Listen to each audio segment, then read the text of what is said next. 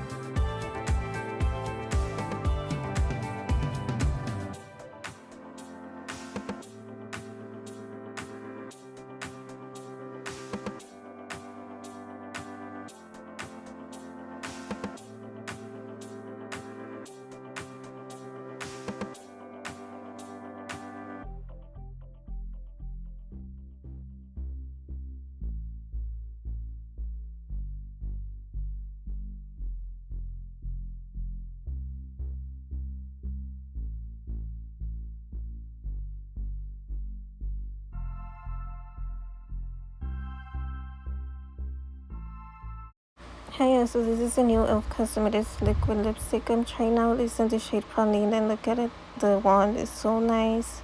And look at the shade. Oh my gosh, it's so buttery and pigmented. And of course, I loved it.